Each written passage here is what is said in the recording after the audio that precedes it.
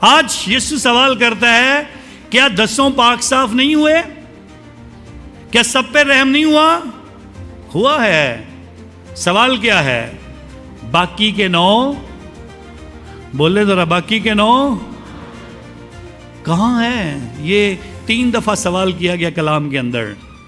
جب آدم نے گناہ کیا تھا سوال کیا گیا آدم تو، جب کاہن نے اپنے بھائی کو قتل کیا تو اس نے سوال کیا تیرا بھائی کہاں ہے؟ اور آج خداوند پوچھ رہا ہے باقی کے 9 کہاں ہیں؟ اور میرا آپ سب سے سوال یہ ہے، آپ کے گھر کے باقی افراد کہاں ہیں؟ کیا انہیں رحم کی ضرورت نہیں؟